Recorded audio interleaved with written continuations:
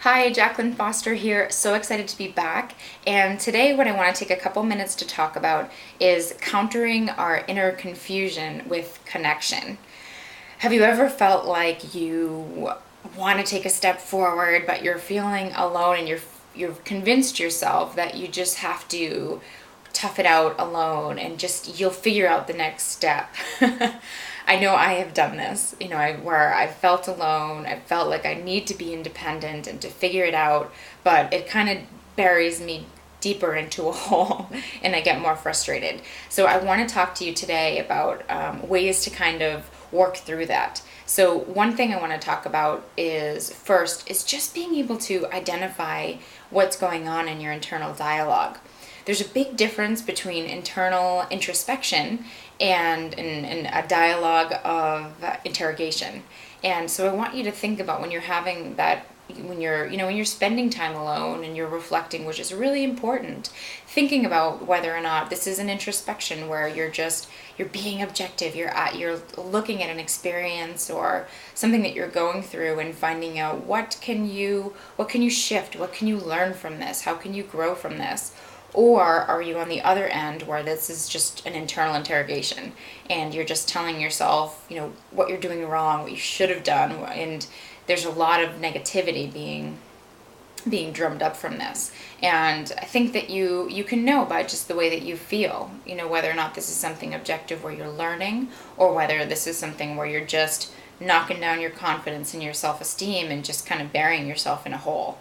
So I want to share two ways once you've really identified what's going on. Is it introspection that's really helpful, or is it interrogation that's bringing you down? And if it's interrogation that's bringing you down, here are two things you can do.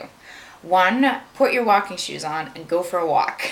Smell the fresh air, walk on the grass, smile at the people you're seeing around you.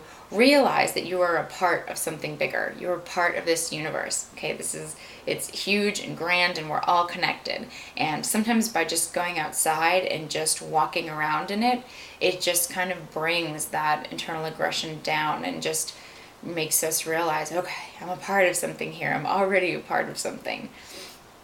And two, the other thing that's really important to do is to connect with people, to connect with your people, your tribe, your best friends, your support networks. And I want to share a quote from Brene Brown, which I feel like does an amazing job at describing what we want to look for in those relationships. So I just want to share her definition with you. And what she defines connection as is the energy that exists between people when they feel seen, heard, and valued. And when we give and receive without judgment, and when the relationship derives a sense of sustenance and strength from it.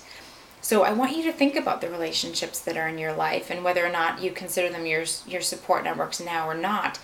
Do a little inventory of your relationships and ask yourself which of those relationships really leave you with a sense of feeling seen and valued and heard, and where you really do the same thing, where there's this give and take of feeling and seeing and valuing one another and honoring where each other is.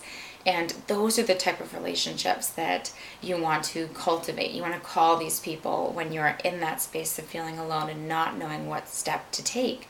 Because I know I've found that when I'm in uncertainty and I'm willing to share that and ask for help and to be seen and heard by someone that I do value in my life, that's what opens me up to the next step so much more than staying at home and trying to tough it out alone. So I highly encourage you to think about this. One, to ask yourself, is this introspection or interrogation?